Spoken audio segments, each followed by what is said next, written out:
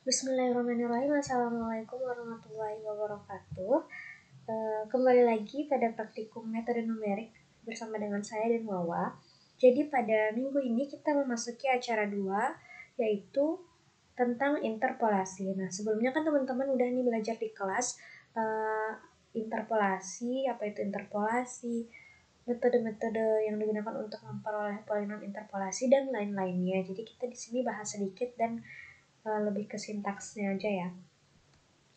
What is interpolation atau apa sih interpolasi itu? Jadi interpolasi atau proses interpolasi adalah proses menghitung nilai fx untuk nilai x yang berada di dalam interval data. Contohnya data A dan data A, B. Nah, pada acara ini kita akan mempelajari metode interpolasi dengan menggunakan polinom dengan order yang sesuai dengan jumlah data.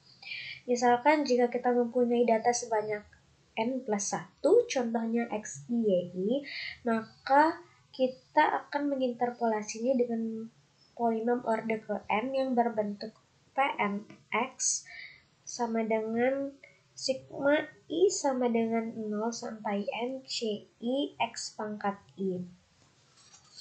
Nah, khususnya pada minggu ini kita akan mempelajari 2 cara untuk memperoleh polinom interpolasi yang tentunya cara ini lebih efisien dan lebih mudah daripada dengan menggunakan metode persamaan matriks, yaitu ada metode Lagrange dan metode Newton. Nah, khususnya untuk video kali ini lebih ke membahas tentang metode Lagrange. Untuk metode Newtonnya akan dibahas di video selanjutnya atau di video lain.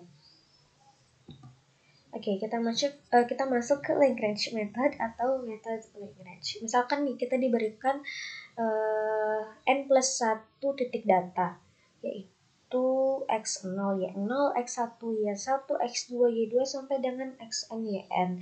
Dan kita ingin memperoleh polinom order ke n, yaitu pnx yang melalui semua titik data, di mana pnx sama dengan yi dengan i sama dengan 0, 1, 2, 3 sampai dengan n. Nah, polinom interpolasi menggunakan metode Lagrange umumnya berbentuk pnx sama dengan sigma k, hasil sini k sama dengan 0 sampai n, yk ln kx dengan polinom Lagrange ln kx itu sendiri berbentuk ln kx sama dengan x min x0 sampai dengan x min x k min 1, x min x k plus 1 sampai dengan x min xn per xk min x0 sampai dengan xk min 1, xk min xk plus 1 sampai dengan xk min xn, atau bisa kita tuliskan dengan notasi perkalian seperti pintu ini, nih seperti yang ini ya. Oke, mungkin kita langsung masuk ke sintaksnya aja ya. Sini ada sebuah komentar seperti yang sudah dijelaskan tadi. Interpolasi adalah proses menghitung atau menentukan kurva yang melalui semua titik data yang diberikan. Misalkan di sini contohnya kita menggunakan 2 titik data ini ya. Sintaks yang pertama ada from Shimpy import symbols, dan sintaks yang kedua ada from Shimpy plotting import plot. Jadi di sini mungkin kita bahas per keywordsnya deh. From itu biasanya digunakan dengan import, di mana from sendiri itu adalah keyword yang digunakan untuk mengimpor fungsionalitas tertentu dari modul yang diimpor. Yang dalam sintaks ini modul yang digunakan adalah modul Shimpy. Kemudian import adalah keyword yang digunakan untuk memasukkan modul tertentu ke dalam program saat ini, yaitu dalam modul SIMPy kita pakai symbols modul. Kemudian ini sama, yang dimana kita menggunakan SIMPy atau modul SIMPy khusus yang memudahkan kita untuk membuat atau menghasilkan plot atau grafik nantinya di output. Kemudian kita kita masukkan data T 0 dan 1, Y 2 dan 1, X sama dengan symbols, kita beri symbols X. Kemudian untuk L0 yaitu X min T X ya dengan nilainya sama dengan 1 dibagi dengan T0 min T1, sedangkan L1 nya yaitu X T dengan nilai 0 dimana dibagi dengan T1 min T0. Kemudian P sama dengan L0 dikali Y0 plus L1 dikali Y1. Kemudian kita print polinom dan print plotnya. Kita coba run dulu. Nah, ini teman-teman bisa lihat. Ini polinomnya berbentuk min X plus 2 dengan grafiknya yang dihasilkan adalah seperti ini, garis lurus ya, simple lines plot. Ya, ini di sini kita bisa lihat datanya dan tipe datanya. Ini tipe datanya T itu list, kemudian I integer dan N itu integer. Misalkan kita punya contoh lain, 3 titik data, maka polinom Lagrange yang akan dihasilkan itu seperti apa? Di sini sama untuk sintaks pertamanya, from SIMPy import symbols simply, dan from SIMPy dot plotting import plot. Fungsinya sama seperti yang sudah dijelaskan sebelumnya, X symbols X. Kemudian kita masukkan di sini datanya T sama dengan 0,5, 0,5, 1, 2, 3, kemudian Y sama dengan 1, 2, 3, 4, dan 5. Kemudian def language poly TI. Nah, keyword def di sini sendiri adalah keyword yang digunakan untuk mendeklarasikan atau mendefinisikan fungsi yang sudah kita tentukan, di mana kita menggunakan fungsi Lagrange poly atau polynomial Lagrange TI yaitu N, di mana N sama dengan len T. Nah, len sendiri, len di sini tuh maksudnya fungsi len, di mana fungsi len itu sendiri adalah fungsi yang digunakan untuk mengembalikan panjangnya data dari suatu objek, misalkan seperti objek string list tuple and range, di mana kita di sini objeknya itu ada T sama Y, mungkin ini objeknya masuk ke dalam list ya. Ya, lihat ini list. Kemudian LI sama dengan 1. Fungsi lnkx-nya itu diberi nilai 1. For J in range, keyword for di sini adalah keyword yang digunakan untuk mengontrol aliran yang mengontrol perulangan data. Kemudian in Di sini kata kunci atau keywords yang digunakan untuk memeriksa apakah aliran data kita itu memiliki nilai dan juga bisa digunakan untuk mengulang jika berpasangan dengan for. For J in range N, kemudian if J sama dengan I. If di sini adalah keyword yang digunakan untuk mengambil keputusan atau pernyataan kontrol yang digunakan untuk mengambil keputusan. Kemudian list sama dengan 1, else di sini itu keyword sama fungsinya sama if, yaitu untuk mengontrol pengambilan keputusan. Misalkan jika J-nya tidak sama dengan I, maka else atau lainnya bisa digunakan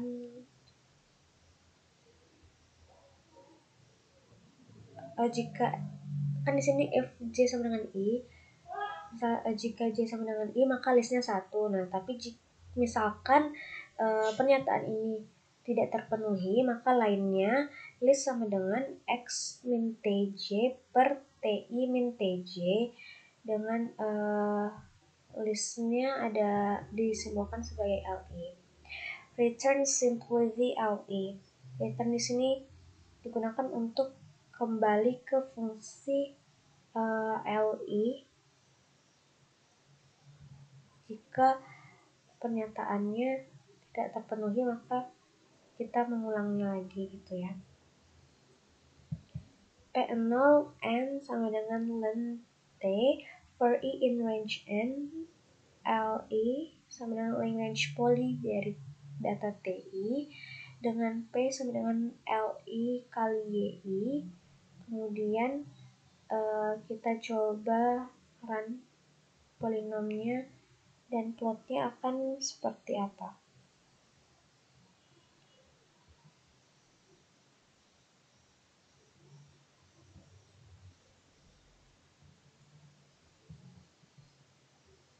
Nah, ini dia polinomnya adalah 0,22 sekian kali X pangkat 4 min 1,219 sekian X pangkat 3 plus 1,6 X pangkat 2 plus 1,3 sekian X plus 1,085.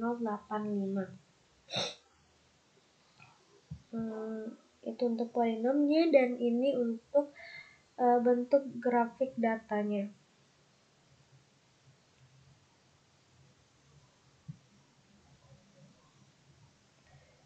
Nanti teman-teman bisa cobain sintaks yang ini dan yang ini, kemudian dikirimkan ke grup ya dalam bentuk gambar biar bisa dilihat kalau misalkan ada kesalahan atau enggak, dan teman-teman yang ngirim sintaksnya atau ngirim screenshotan kalau teman-teman udah nyobain nanti mungkin bisa dapat nilai tambahan. Kemudian kita coba untuk menggunakan modul NumPy. Kan yang 2 ini tadi modul SymPy, kemudian kita coba untuk menggunakan modul NumPy. Di sini kita import dulu NumPy-nya, SNP, kemudian import matplotlib SPLT seperti video yang sebelumnya ya. Kemudian kita input data XDI dan YDI-nya. XD 1345, YD 4269, kemudian N sama dengan len XD.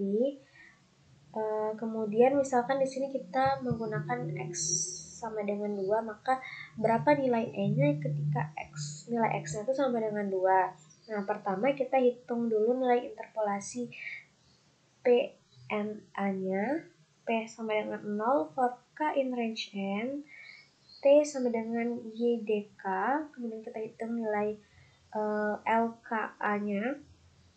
For J in range N, if K sama dengan J, maka T-nya sama dengan X min X DJ per X DK min X DJ. Untuk T sama dengan kurang lebih sama dengan T, kita coba print P-nya. Kemudian nanti sekalian aja kita run. Kita coba mengetahui posisi interpolasi untuk data sebanyak 100 titik data, dimana XI sama dengan XD0 NP range 101 dikali XD N-1 per XD0 per 100. Nah, di sini ada NP range atau NumPy range. NumPy range itu atau NumPy sendiri kan library yang digunakan, salah satu library atau modul yang biasa digunakan di Python yang membantu untuk pengelolaan array. Nah, NP range ini sendiri digunakan untuk membuat array dengan bilangan sekuensial, ya, atau misalkan membuat array dengan angka yang berurutan dari 0 n sampai dengan 1. Itu kita bisa menggunakan NP range. Kemudian array untuk menampung nilai yi-nya kita pakai yi np.zeros101. Nah, NumPy zeros adalah fungsi atau sebuah fungsi yang digunakan untuk mengubah semua elemen array menjadi 0 semua tanpa terkecuali. Misalkan di sini np0 101. Nantinya jika di print itu akan menghasilkan satu baris array yang berisi 101 nilai 0. 0 yang maksudnya di sini tuh bukan nilai 0 ya, tapi nilai dengan nilai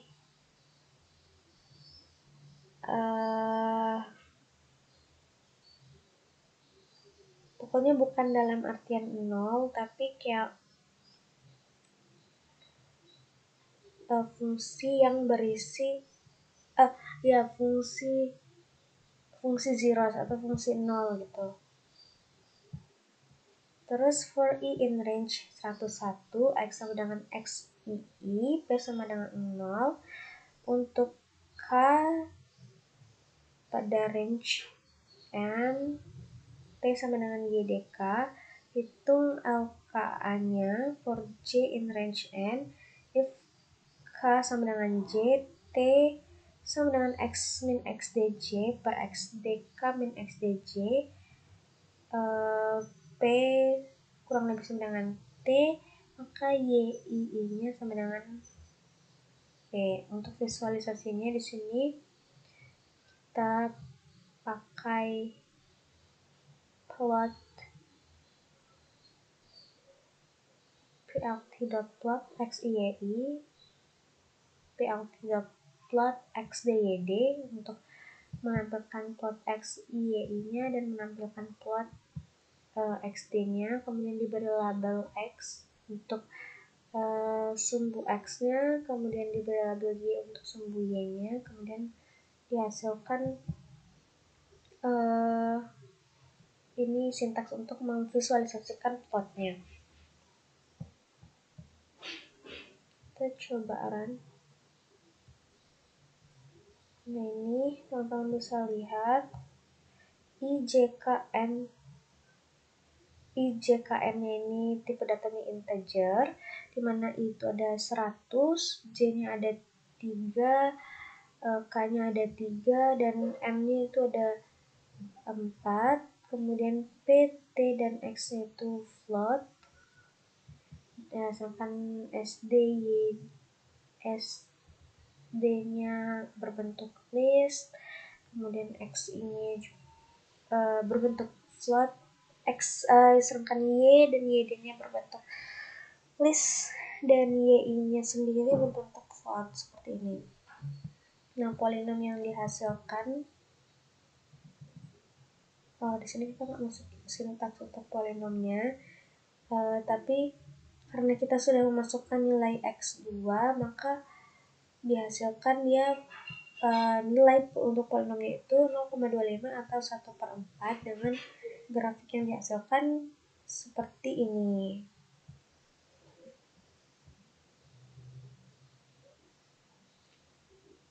Oke, mungkin itu saja untuk video kali ini. Supaya tidak terlalu panjang, teman-teman bisa coba sintaksnya ya. Kemudian kirimkan hasil percobaannya di grup. Nantinya akan dapat nilai tambahan. Kalau misalkan ada yang dibingungin dari sintaks-sintaks ini, silahkan ditanyakan. Kalau misalkan ada pada percobaannya itu ada error sintaksnya, bisa ditanyakan juga. Untuk Newton, metode Newton sendiri akan dijelaskan oleh Wawa di video selanjutnya atau di video yang lain. Terima kasih. Assalamualaikum warahmatullahi wabarakatuh.